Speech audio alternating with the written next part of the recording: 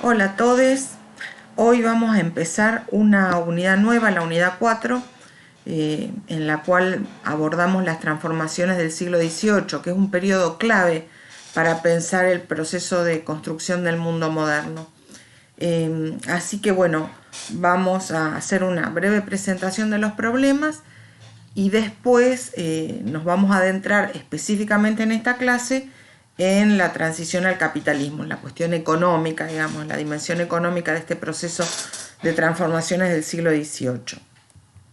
Les decía que el siglo XVIII es un momento clave en la historia de la construcción del mundo moderno, por cuestiones diversas, ¿no? En principio porque se fortalece la lógica del capitalismo, es decir, esa economía en la cual el libre mercado es el ámbito en el que se desenvuelven todos los intercambios económicos, ¿no? Intercambios de fuerza de trabajo por salario, intercambios de bienes de consumo por dinero, etc. Por otra parte, también en el plano político institucional es un periodo clave porque se afianza el proceso de consolidación del derecho racional y la burocracia profesional, que son dos elementos claves en la construcción del Estado moderno y que, bueno, ustedes en parte comenzaron a ver con esa selección que hicimos de Max Weber, de la sociología del Estado de Max Weber, en la unidad pasada, en la unidad 3. Además, en el siglo XVIII se sientan las bases para esa profunda mutación cultural que asociamos a la filosofía ilustrada, que podríamos decir fue impulsada o estimulada por la filosofía ilustrada, que tiene que ver con la concepción de la sociedad como un producto autoinstituido, formada por individuos racionales, libres e iguales, que pueden decidir cómo van a orientar sus acciones sin apelar, sin tener que dar cuenta frente a las instituciones dominantes, digamos, sacudiéndose la tutela de las instituciones tradicionales.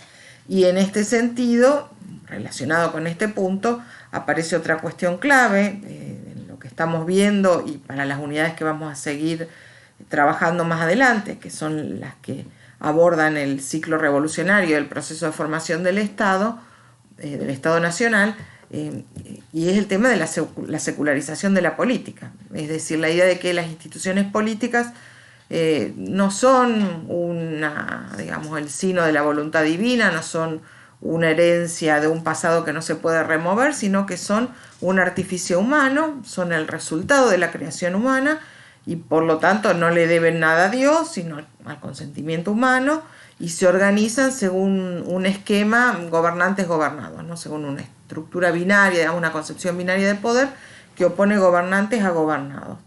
Y en la medida en que dependen del consentimiento humano se pueden cambiar, porque puede advenir la situación en la cual los miembros de esa sociedad dejen de consentir las prácticas instituidas y, digamos, expresen su voluntad de transformarlas y en este sentido no quedan ligados, no quedan atados a ninguna herencia del pasado. Este proceso de formación del mundo moderno es muy desigual y según dónde pongamos el foco, digamos, a dónde apuntemos la mirada, es como que contamos historias distintas. Si nosotros ponemos el foco en la Europa noroccidental, vamos a contar una historia distinta a la que podemos contar si ampliamos el punto de mira e incluimos al conjunto de Europa, y mucho más si pensamos el proceso en términos de la dinámica propia del sistema mundo colonial que se inicia con la conquista de América. Entonces, lo que yo quería hacer en esta clase es un poco contarle la historia desde estas tres perspectivas, ¿no? En principio, contarles cómo sería ese proceso de transición al capitalismo si nosotros ponemos el foco en la Europa noroccidental. Acá les incluí un mapa donde efectivamente uno ve en la región noroccidental, Francia, Holanda, Inglaterra, bueno, una parte de lo que hoy sería Alemania, un territorio, digamos, que es testigo de profundas transformaciones que aparecerían, digamos, a través de las modulaciones de algunos indicadores que son considerados relevantes para pensar la transición al capitalismo, como por ejemplo la expansión de la manufactura o el aumento de la producción de hierro o carbón. Bueno, efectivamente, digamos, en este mapa, si ustedes ven, digamos, le echan una primera vista, lo primero que aparece es que todos estos elementos indicadores están como concentrados en la región noroccidental, mientras que el sur de Europa y el este de Europa prácticamente no tienen ninguna referencia a esos indicadores de la transformación económica propia del siglo XVIII. Entonces, si nosotros miramos este proceso de gradual disolución de las estructuras feudales, de transición al capitalismo, de transformación estructural de la economía, si nosotros miramos esto, poniendo el foco, digamos, en Europa noroccidental, ¿qué cosas vamos a encontrar? Y bueno, vamos a encontrar, por ejemplo, algo que aparece en el texto que ustedes tienen para leer de Eloy Arias Castañón, que habla del rol clave del Estado, que a través de las instituciones y de la ley genera un ámbito propicio, dice él, para la iniciativa privada, para el despliegue de la iniciativa privada, ¿no? Y fundamentalmente está pensando en el Estado inglés, de hecho lo plantea así explícitamente. Por otra parte, y también aparece esto en el texto, hay en un periodo de larga duración, de más de un siglo, la posibilidad de reconstruir un crecimiento bastante constante de la población y en especial de la población urbana. Y esto además se traduce en la expansión de centros urbanos. Hay más ciudades, hay cada vez, las ciudades más importantes cada vez tienen mayor cantidad de habitantes, hay ciudades que incluso ascienden en la escala de importancia. Esto también aparece en el texto en un cuadrito muy gráfico que ustedes pueden revisar para ver justamente cuáles son los focos en los cuales la expansión urbana se hace más notable. En términos económicos, digamos, desplazándonos de la cuestión demográfica a la cuestión más estrictamente económica, lo que, digamos, vemos prácticamente completado para el siglo XVIII es el proceso de cercamiento de tierras y el avance sobre la propiedad comunal. En general, para el siglo XVIII, en toda Europa, las tierras tienen dueños, ya quedan pocas tierras respecto de las cuales nadie se adjudique la propiedad, más allá de que esa, digamos, pretensión de ser el propietario tenga legitimidad o no, más allá de que se encuadre en el orden legal vigente o no, pero bueno, prácticamente todas las tierras tienen a alguien que dice ser su propietario y al mismo tiempo la propiedad comunal también ha ido desapareciendo. Y esto va de la mano de una cantidad de limitaciones para las poblaciones o los sectores de las clases subalternas que encontraban en esas tierras que no tenían propietarios y en las tierras comunales un medio de subsistencia. Algo que, si ustedes se acuerdan, también planteamos en relación al proceso de la Revolución Inglesa, ¿no? Que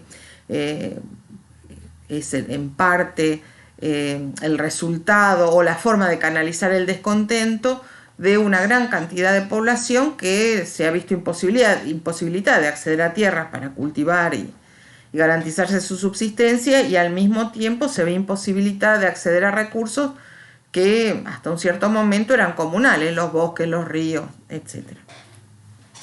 La otra cuestión que se visualiza de manera muy marcada en el siglo XVIII es el aumento de la productividad de la economía agraria, es decir, que por unidad de superficie y por hora de trabajo humano se produce mucho más que 100 años antes. Esto, en el texto que ustedes tienen para leer, va a aparecer ligado a dos fenómenos. Por un lado, la liberación de tiempo de trabajo que después se puede orientar hacia otras actividades, y en menor medida, dice Arias Castañón, la liberación de trabajadores que ya no encuentran una ocupación en la economía agraria y tienen que desplazarse a las ciudades para trabajar. En términos generales, lo que marca el texto es que al principio es mucho más importante pensar en términos amplios como liberación de tiempo de trabajo que puede, despegarse de la economía agraria y puede orientarse hacia otras actividades, ¿no? Y el efecto inmediato no es tanto que los trabajadores se desplacen a las ciudades, sino que la misma unidad campesina tiene posibilidad de dedicar tiempo de trabajo alguna actividad artesanal, básicamente el hilado o el tejido. Además, un tipo de actividad en la cual el trabajo femenino es muy importante. Y de hecho también hay que tener en cuenta, si pensamos en clave de género y en la perspectiva del patriarcado, que prácticamente en todo este proceso que hemos venido recorriendo hasta ahora, más allá de que la sociedad esté atravesada por relaciones de poder sexogenéricas, la división sexogenérica del trabajo no es tan visible todavía. Las mujeres trabajan en el campo a la par de los hombres y la unidad campesina, la familia campesina, digamos, logra sobrevivir e incluso en algún punto acumular recursos económicos en buena medida gracias al trabajo femenino, por ejemplo, ligado a las actividades de hilado y tejido, ¿no? En una segunda etapa sí va a ocurrir lo que dice Arias Castañón, que también él lo ubica en un segundo plan o en un segundo lugar, que es el desplazamiento de trabajadores desde el ámbito de la economía agraria a la ciudad. ¿Por qué? Bueno, porque son trabajadores que han sido separados de sus medios de producción, herramientas, tecnología y del factor de producción más importante, que es la tierra, porque como hemos visto, se ha avanzado en el proceso de cercamiento y la propiedad privada ha avanzado sobre la propiedad comunal, por lo tanto hay muchos trabajadores rurales que se encuentran sin medios de producción y sin tierra y por lo tanto se desplazan hacia las ciudades y ahí sí entonces tendríamos una masa de energía humana, una cantidad de mano de obra disponible para alimentar las actividades manufactureras que son las que, van a estar en el núcleo de ese fenómeno que se identificó como revolución industrial, sobre el cual vamos a avanzar ahora inmediatamente, ¿no? La revolución industrial. Cuando hablamos de revolución industrial, ¿de qué hablamos? En realidad hablamos de un periodo de aproximadamente 20 años, entre 1760 y 1780, que tiene lugar fundamentalmente en Inglaterra, y en este periodo lo que se da es una aceleración vertiginosa en las transformaciones productivas y en las posibilidades, de aumentar, de perforar los techos a la producción de actividades manufactureras. Eso no quiere decir que en las otras áreas de la Europa noroccidental, como decíamos antes, Holanda, norte de Francia, una parte de lo que ahora es Alemania, no haya habido procesos de transformación estructural de la economía a partir del aumento del peso relativo de la manufactura con la economía agraria. Pero lo que sí podemos decir es que la aceleración de ese proceso en esos 20 años característicos de la Inglaterra de 1760 a 1780 es realmente un caso singular que de manera similar no se repite en otros espacios europeos, ¿no? Por más que haya una transformación estructural de la economía, en la cual la economía manufacturera, en términos de peso relativo, va superando a la economía agraria o se va equiparando al peso de la economía agraria, la aceleración que se da en el caso inglés no se repite en otros escenarios y por eso hablamos de una revolución industrial para el caso inglés. ¿En qué consistiría entonces esta revolución industrial? Básicamente podemos definirla como un salto cualitativo, tanto en el tipo de producción y su incidencia en la masa global de la economía, como es lo que les decía antes, ¿no? El aumento de la manufactura y acompañando el aumento de la manufactura, el aumento de la producción de los insumos necesarios para sostener esa economía manufacturera, hierro, carbón, por ejemplo. Una modificación importante en los instrumentos de producción porque se da una incorporación de innovaciones tecnológicas que logran esa aceleración propia del caso inglés que no se repite de la misma manera en otras áreas. Y acá es importante mencionar algo que aparece en el texto que ustedes tienen para leer, que es que las innovaciones tecnológicas que disparan este proceso en realidad eran sencillas y baratas y justamente por eso logran revolucionar los procesos productivos porque estaban al alcance de un grupo bastante amplio, incluso algunos tejedores particulares habían logrado introducir inventos o innovaciones importantes, ¿no? en materia tecnológica respecto del hilado, respecto del tejido, ¿no? Innovaciones que tenían que ver con el saber hacer propio de la actividad laboral que desempeñaban, ¿no es cierto? Entonces, esta accesibilidad, digamos, y este bajo costo de estas innovaciones tecnológicas, de alguna manera es el secreto, digamos, del éxito de este proceso de transición acelerada, ¿no? que se da en el escenario inglés. Y por otra parte hay un salto cualitativo en las condiciones de producción. Básicamente lo que se va a ir expandiendo es en estas áreas nucleares las relaciones salariales. Pero lo que no hay que perder de vista, y acá tomo una cita textual del texto de Aníbal Quijano, La colonialidad del poder, un texto del cual nosotros trabajamos una breve selección de párrafos en la unidad 1, no sé si se acuerdan, que dice que se trata de un heterogéneo engranaje de todas las formas de control del trabajo y de sus productos bajo el dominio del capital. En realidad, lo homogéneo o lo que le da cierta homogeneidad a esta dimensión del salto cualitativo es que todo quedaría bajo el dominio del capital, pero, como dice Quijano, es un heterogéneo engranaje, ¿no es cierto? Si nosotros ponemos el foco en el área noroccidental de Europa y contamos la historia, como les decía antes, mirando exclusivamente lo que pasa en la región noroccidental de Europa, bueno, lo que vamos a ver es una expansión gradual, prácticamente sin retrocesos, ¿no? en la predominancia de las relaciones salariales. Sin embargo, y lo dejé justamente planteado en el cierre de la perspectiva noroccidental del proceso, porque después pasaríamos a una perspectiva europea que es mucho más heterogénea, es importante justamente tener en cuenta que en realidad hay muchas formas que conviven en todo caso bajo el control del capital, ¿no? bajo el dominio del capital. Y la otra característica de la revolución industrial es que es un proceso abierto a la innovación constante. Por eso nosotros ahora estamos analizando lo que se ha llamado la primera revolución industrial. Pero, como dice Marx, el capitalismo se expande solo a condición de renovarse constantemente.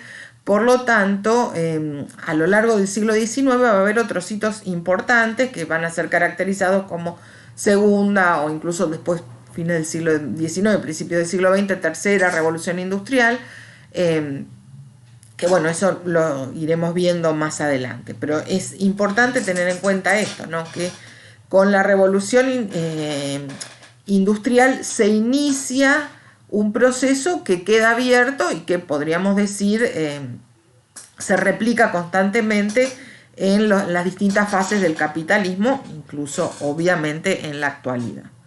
Bueno, hasta acá es lo que les decía antes, ¿no? Es bueno contar la historia de estas transformaciones económicas poniendo el foco en esa región que es la más dinámica en términos económicos del mundo europeo, sin tener muy a la vista qué es lo que pasa en el resto de Europa. Ahora, si nosotros este mismo proceso lo pensamos a escala europea, ya la cosa cambia, no podríamos contar la misma historia. ¿Por qué? Porque en el plano económico, a escala europea las transformaciones se dan con un ritmo muy desigual. Y hay mucha diversidad, digamos, de escenarios económicos en función de las características regionales. Yo les decía al principio, uno podría establecer una primer gran polarización entre la región noroccidental de Europa y, por otra parte, el sur, la región mediterránea, y el este, Polonia, Rusia, ¿no es cierto? Evidentemente, no todas las regiones mantienen ese ritmo. Por ejemplo, en la región oriental de Europa, la economía agraria sigue siendo dominante. Por otra parte, hay grandes desequilibrios económicos entre regiones agrarias y regiones con incipientes procesos de producción de manufacturas. El ritmo de crecimiento de la población también es desigual, e incluso en estas regiones que para la mirada, digamos, noroccidental, aparecen como regiones periféricas, hay como desequilibrios, ¿no?, en el proceso de crecimiento demográfico. Hay centros urbanos muy importantes, pero que, bueno, no, digamos, no contienen en sí mismo el germen de esa transformación estructural que han tenido los centros urbanos para las regiones noroccidentales, por ejemplo.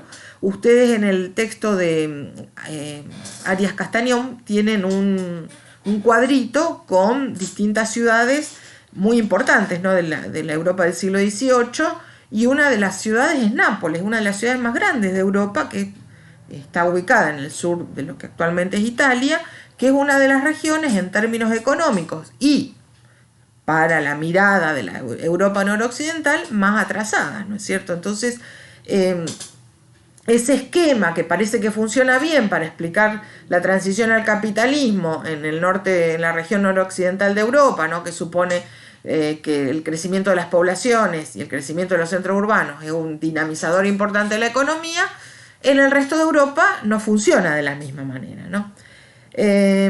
Pero por otra parte, lo que hay que tener en cuenta además es que la persistencia de estas vastas regiones donde predomina todavía la economía de base agraria es funcional a la expansión económica de las áreas nucleares, ¿no es cierto?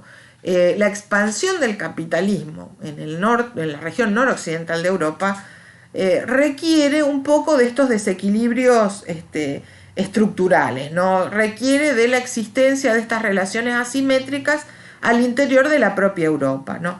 Y nosotros, como caso paradigmático para pensar después lo que pasa en América, podemos tomar como referencia el caso español, ¿no es cierto? Para el siglo XVIII hay toda una literatura económica que habla del atraso español relacionado con las condiciones de desigualdad, ¿no?, que dominan entre las diferentes regiones europeas.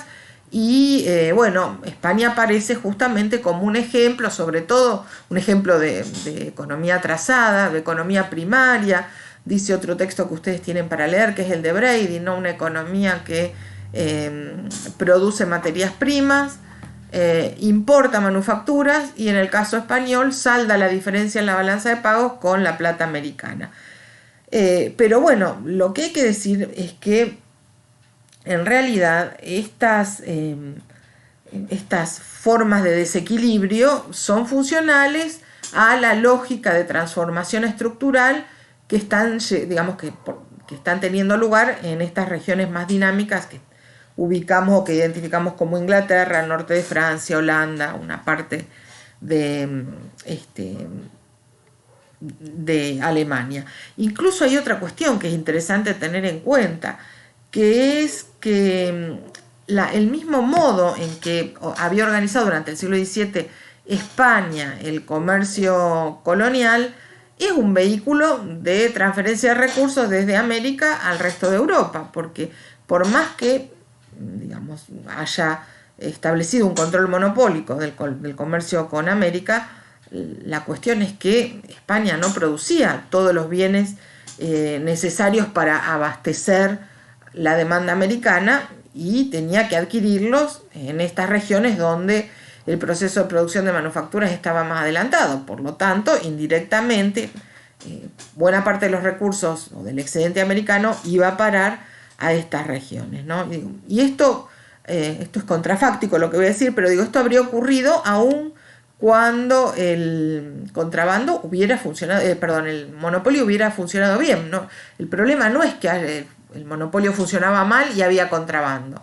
El problema es que estructuralmente la organización del comercio monopólico lo que no podía, digamos, a lo que no podía hacer frente es a abastecer con bienes de procedencia peninsular fabricados en la península ibérica, más específicamente en España, no, a la demanda americana, ¿no es cierto? Bueno, en el plano político, acá lo que hay que analizar es el funcionamiento del absolutismo ilustrado. Volvamos sobre la referencia que aparece en el texto de Arias Castañón, ¿no?, acerca del Estado inglés, que habría sido un Estado que a través de la ley y las instituciones fue capaz de crear un ambiente propicio para la iniciativa privada. Bueno, en el caso de las regiones del sur de Europa, del este de Europa, más específicamente si queremos el caso español, la cuestión es que en realidad las fuerzas sociales, digamos, que encontraron en el Estado inglés, en la forma de organización del Estado inglés, un espacio propicio, un modo de organización propicia para vehiculizar la iniciativa, los impulsos económicos, etcétera, digo, todo eso no existía en estas sociedades, ¿no es cierto? Por lo tanto, el absolutismo ilustrado se presentó como la única alternativa capaz para, digamos, avanzar contra las resistencias de los sectores más tradicionales de la sociedad, ¿no? De aquellos sectores que estaban beneficiados con privilegios corporativos. Entonces, en el caso del este de Europa y del sur de Europa, y concretamente España, lo que tenemos es una alianza entre los voceros de la filosofía ilustrada y los representantes del absolutismo para, digamos, intentar hacer frente a las resistencias de esos grupos tradicionales frente, digamos, a los impulsos transformadores, modernizadores, si ustedes quieren, que intentaban llevar adelante la monarquía, ¿no es cierto?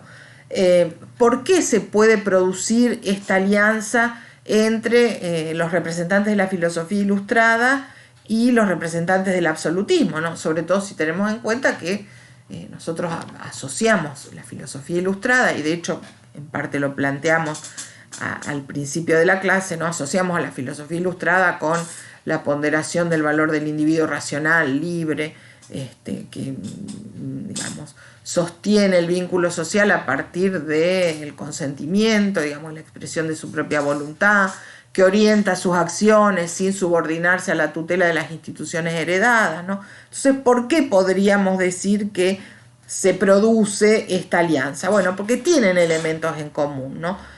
Tanto los voceros de la filosofía ilustrada como los representantes del absolutismo coinciden en el carácter binario del ejercicio del poder, digamos. Conciben al poder como una relación de tipo binaria, gobernante-gobernado, sin mediaciones, ¿no? Mediaciones serían, no sé, la iglesia, las organizaciones corporativas tipo los gremios, órdenes militares, ¿no es cierto?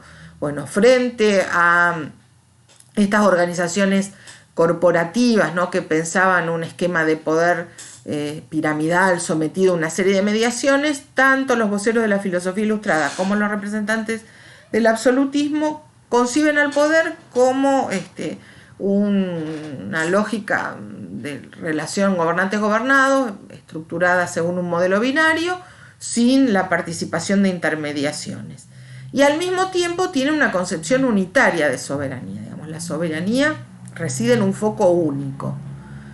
Y esta es una idea importante. En este primer momento, siglo XVIII, el foco único va a ser el rey, porque estamos hablando de absolutismo ilustrado, alianza entre absolutismo e ilustración. Pero la misma idea, digamos, de que la soberanía reside en un foco único, después va a poder ser reformulada y reciclada, digamos, en la ideología de los proyectos revolucionarios. Por eso también es importante tenerlo presente, porque a partir de la unidad que sigue comenzamos con el ciclo revolucionario. En relación a esto que veníamos diciendo, la cuestión que me interesaría dejar en claro, ¿no?, sobre la alianza entre absolutismo e ilustración, es que acá nosotros no trabajamos de manera sistemática los contenidos teóricos de la filosofía ilustrada, porque eso ustedes lo van a ver en teoría política, por ejemplo, pero sí lo que nos interesa es mostrar cómo históricamente se fue dando, digamos, el desplazamiento de un conjunto de conceptos filosóficos al plano, digamos, de los imaginarios políticos, al plano de los valores sociales, ¿no? Cómo esos conceptos que en principio surgen en el núcleo de una tradición filosófica, en la cual, digamos, los que participan son, digamos, filósofos expertos, digamos, un círculo cerrado, un mandarinato de filósofos que discute sobre las condiciones de la existencia política. Digo, la cuestión es ver cómo esas cuestiones que se discuten en principio en el marco cerrado, digamos, de la filosofía ilustrada, se convierte con el paso de los años en un conjunto de valores sociales y políticos, ¿no? Y bueno, para ver este proceso es importante también arrancar acá en el siglo XVIII o en las transformaciones que empiezan a sucederse en el siglo XVIII.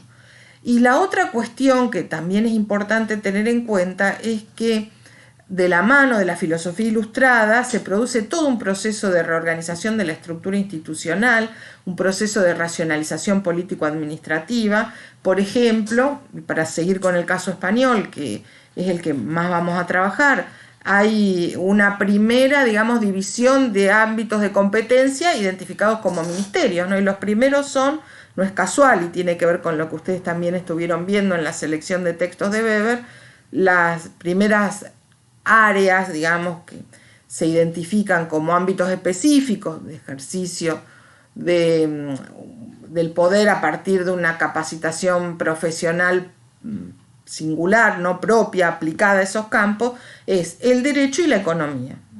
Derecho y hacienda se llama en ese momento. Pero también es importante tener en cuenta, y sobre todo para el caso español, que esta reorganización de la estructura institucional es insuficiente para impulsar las transformaciones económicas que para mediados del siglo XVIII ya están a la vista, digamos, los reformadores españoles, los ilustrados españoles que se alían con la monarquía que ya en el siglo XVIII va a ser borbónica. Después esto lo vamos a ver con más detalle en otras clases, ¿no? Los digamos, representantes de la Ilustración española que se alían a la monarquía borbónica ya tienen a la vista como un modelo de referencia lo que está pasando en estas áreas más dinámicas del mundo europeo. Y por lo tanto intentan orientar las transformaciones tanto económicas como político-administrativas en el sentido en que detectan que están teniendo lugar los cambios en esas regiones. La cuestión es que esas reformulaciones político-administrativas son insuficientes para avanzar en ese sentido, ¿no? Entre otras cuestiones por lo que decíamos antes, porque en el caso inglés, por ejemplo, esas condiciones que Arias Castañón le adjudica al Estado inglés como un elemento, digamos, que propicia la expansión de la iniciativa privada, cuenta como contraparte en la sociedad inglesa con sectores, interesados en que el Estado habilite un espacio para la iniciativa privada, cuenta con fuerzas sociales comprometidas con las transformaciones estructurales de la economía capitalista, ¿no es cierto? Cosa que no hay en la sociedad española, ¿no? No tenemos un equivalente a la burguesía inglesa que esté esperando que el Estado, digamos, le brinde las posibilidades de desarrollar la iniciativa privada. Entonces, estas reformulaciones en el plano político-administrativo son insuficientes si no existe al mismo tiempo elementos dentro de la sociedad que se involucren y que estén comprometidos con ese proceso de transformación. Y la otra cuestión que me interesaba marcar también en una escala europea, ¿no? Sobre todo porque estamos hablando de el peso creciente que tiene la filosofía ilustrada, tiene que ver con la dinámica sociocultural, porque, como les decía antes, una cosa es el auge de la filosofía ilustrada en el marco de la República de las Letras, digamos, ese espacio, digamos, de expertos, filósofos, naturalistas que discuten sobre los principios de organización del Estado, la economía, la astronomía, la matemática, y otra cosa es cómo esas nuevas ideas se proyectan socialmente, cómo se arraigan socialmente, y eso va a requerir mucho tiempo. En el siglo XVIII todavía tenemos a la mayoría de las sociedades europeas organizadas en torno a pautas de comportamiento muy tradicional. Incluso en el mismo caso inglés, ¿no? Hay una práctica institucionalizada que se conoce como la deferencia, que es una forma, digamos, de sumisión y respeto a la jerarquía social. Digo, en el mismo caso inglés tenemos una economía súper dinámica que expande las relaciones salariales, que impulsa un salto cualitativo en las cantidades y en la calidad de la producción, y sin embargo existen formas muy tradicionales de interacción social. Se imaginan que en el resto de Europa esto va a ser tanto o más acentuado, ¿no? El peso de la religión sigue siendo importante en el conjunto de la sociedad europea. Actitudes agnósticas o ateas eventualmente solo son posibles de encontrar en grupos muy reducidos, sobre todo de los filósofos ilustrados. Y el imaginario social sigue siendo corporativo. La gente sigue pensando que la sociedad está constituida por cuerpos y que su posición en el marco de este orden social depende del modo en que están adscritos a esos cuerpos, ¿no? Entonces, si nosotros comparamos, digamos, la primera historia que les contaba, ¿no? La historia del proceso de transformaciones económicas, poniendo el foco en el caso inglés o en la Europa noroccidental, y digamos, pensamos o comparamos con este universo mucho más heterogéneo del viejo mundo, ¿no? Del continente europeo, evidentemente hay que agregarle una serie de cuestiones que en esa historia canónica de la revolución industrial inglesa o en esa historia, digamos, hegemónica de la transición del feudalismo al capitalismo aparecen como más desdibujados. Muchos más elementos van a aparecer entonces si nosotros optamos por la tercera escala de análisis, que es la del sistema mundo colonial. Y acá ya es otra la historia que contamos, porque en esta historia que les conté hasta ahora, incluso en esta segunda, digamos, que pone el foco en la escala continental europea, no se hace visible el modo en que las transformaciones del capitalismo están inscriptas en ese proceso más amplio de estructuración de un patrón global de poder económico y político que se forja sobre todo a partir de la conquista de América. Entonces, si nosotros queremos tener una visión completa y compleja de la dinámica del capitalismo, sobre todo justamente por lo que dice el propio Marx en la ideología alemana, ¿no? Que el capitalismo convierte a la historia en historia universal. Bueno, si tenemos que contar la historia del capitalismo, que es una historia universal, lo que tenemos que contar es una historia sobre cómo se forja ese esquema profundamente asimétrico de relaciones económicas y políticas que aparece, como dice Quijano, ¿no? Como el primer patrón global a partir de la conquista de América, y que tiene una incidencia fundamental en este proceso de transformaciones. Entonces, acá les incluí justamente un mapa del siglo XVIII, ¿no? Con las rutas marítimas. Fíjense que ya tenemos un mundo integrado, ¿no? Sí, con la conquista de América se conforma, como titulábamos la primera unidad 2, el mundo atlántico. A partir del siglo XVIII ya tenemos un mundo perfectamente integrado a escala global, pero a partir de relaciones profundamente asimétricas, ¿no? Incluso en el siglo XVIII la incorporación de la India al esquema, digamos, de intercambios asimétricos. No es que no existiera antes, pero quiero decir, en el siglo XVIII lo que se pone de manifiesto en la India es la tensión en la ocupación de las distintas potencias coloniales. En el siglo XVIII en la India hay colonias holandesas, portuguesas, inglesas, francesas, ¿no? Y una de las guerras que nosotros vamos a ver, sobre todo porque incide mucho en la historia norteamericana, que es la Guerra de los 7 años, define un poco justamente el modo en el que va a ser insertado el mundo de la India, ¿no? La economía de la India a ese esquema global. Fíjense que ya tenemos Indonesia, Australia, Filipinas, India. Es un mundo perfectamente integrado a partir de los circuitos mercantiles, pero en una lógica que, como decimos siempre, es profundamente asimétrica, ¿no? El núcleo de los procesos políticos y económicos a partir del cual se definen el proceso de toma de decisiones está en la Europa noroccidental. Entonces, ¿cómo contamos esta historia de consolidación del capitalismo a escala global, no pensando en este conjunto de relaciones asimétricas? Bueno, en primer lugar, en el plano económico, hay que tener en cuenta lo que representó la integración de ese mundo, en principio América, para el comercio mundial.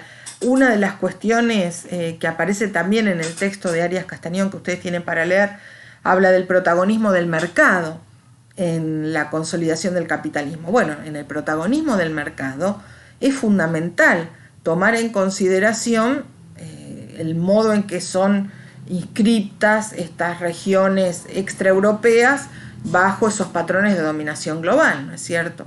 El comercio a escala global está dominado por esas áreas nucleares, pone en movimiento intercambios que son profundamente desiguales. Por otra parte, el comercio es una de las principales formas de expropiación del excedente. Como les decía antes, incluso existiendo el monopolio español en América, dado que hay que vender en América productos que no se fabrican en España, indirectamente el excedente americano va a parar a esas regiones más dinámicas en términos económicos, ¿no? Las regiones más dinámicas del mundo europeo. La otra cuestión es que los flujos del metal americano favorecen el proceso de monetización de la economía, que también es un elemento que la bibliografía que ustedes tienen para leer toma como uno de los puntos claves para pensar la transición al capitalismo. De hecho, esto ya aparecía en la primera lectura sobre Europa a fines del siglo XV, no sé si se acuerdan, en el texto de Susana Bianchi. Y por otra parte, en lo que refiere a las formas de organización del trabajo, ¿se acuerdan que decíamos, si nosotros miramos nada más que lo que pasa en Inglaterra o en Holanda, el norte de Francia, alguna porción de lo que ahora es Alemania, bueno, lo que veríamos es un proceso gradual de expansión de las relaciones salariales, pero en realidad el proceso de expansión de las relaciones salariales en esas áreas nucleares tiene como relato la persistencia del trabajo forzado en las regiones extraeuropeas e incluso, digamos, formas feudales dominantes hay todavía en el sur de Europa y en Europa del Este, ¿no es cierto? Y por otra parte, para el capitalismo a escala global, en muchas ocasiones el mantenimiento de los patrones de organización de los pueblos originarios americanos, pongamos por ejemplo, o de los pueblos de la India, es funcional a la racionalidad económica que necesita reducir los costos de reproducción de la fuerza de trabajo. Entonces, el mantenimiento de formas de trabajo propias de los espacios colonizados, en muchas ocasiones le permite al capitalismo, digamos, ahorrar en las digamos, estrategias de reproducción de la energía humana necesaria para estos procesos productivos que ahora se expanden a escala global. En el plano social, volviendo un poco a América, que es lo que más nos interesa, este proceso de expansión capitalista se asienta en una estructura pigmentocrática, ¿no? Que es el esquema social en América que sostiene las prácticas de exacción económica y de dominación política.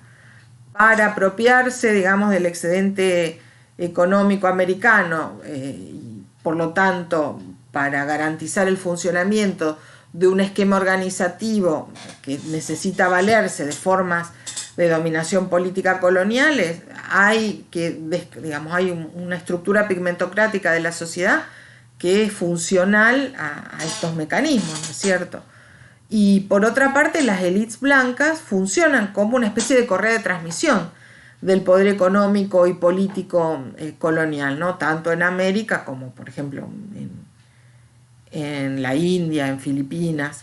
Esto también lo aclaro porque nosotros después vamos a trabajar la ilustración y particularmente la ilustración americana y uno tiene una cierta tendencia a asociar a la ilustración con movimientos rupturistas y sin embargo las élites ilustradas americanas son grupos perfectamente inscriptos en el sistema económico colonial, no son los perdedores del modelo, podríamos decir, son aquellos grupos que se benefician de ese esquema asimétrico que instala el poder colonial en América y que en todo caso lo que quieren es, bueno, argumentar frente a los representantes de la monarquía acerca de los beneficios de algunas formas de flexibilización.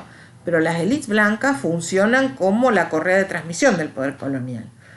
Y en el plano político es interesante ver que si en el siglo XVII, como ustedes estuvieron viendo, ¿no?, se consolidan las monarquías territoriales, ¿no?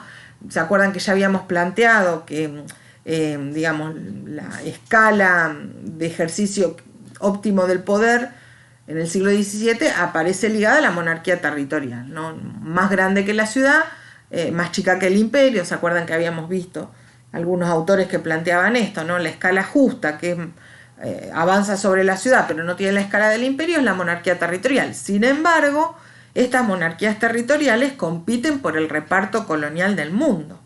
Y en todo caso, ese principio de la razón de Estado que ustedes vieron con la clase del curso de Foucault, Seguridad, Territorio y Población, sostiene, digamos, el reparto colonial del mundo, porque, bueno, porque si el principio de la razón de Estado consiste en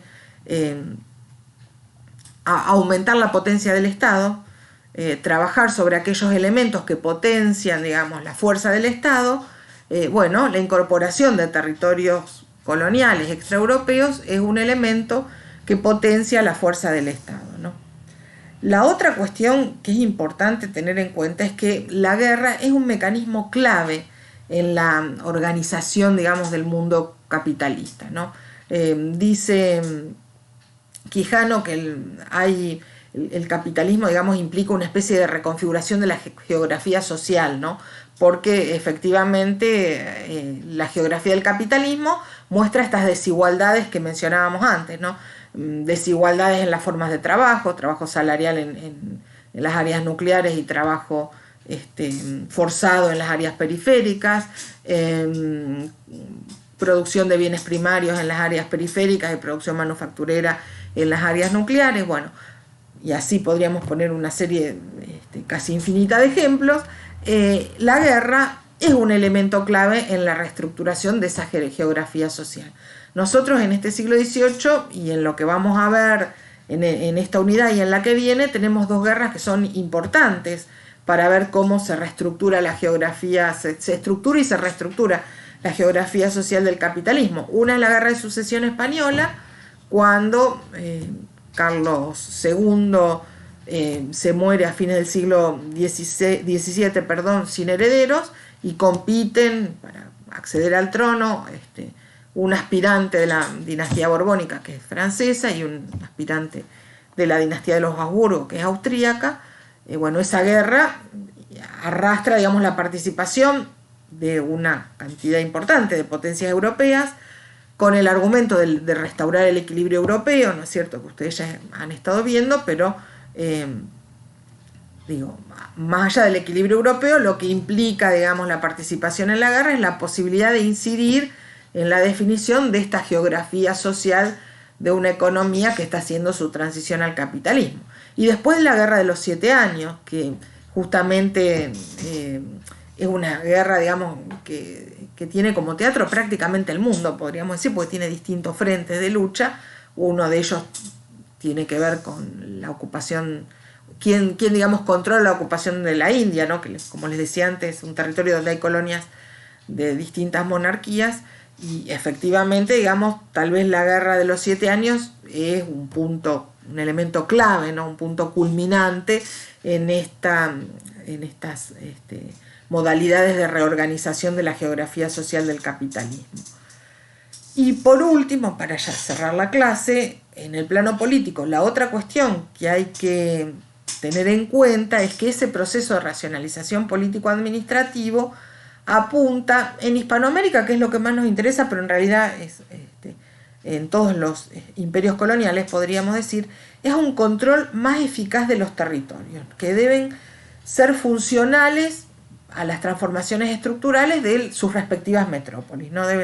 Nosotros pensamos en la economía peninsular, pero lo mismo podríamos decir de las colonias inglesas en Norteamérica, de los asentamientos franceses en el Caribe o en Asia, la idea es que la dinámica de racionalización político-administrativo lo que tiene que hacer es reforzar ese vínculo asimétrico entre metrópoli y territorios de ultramar.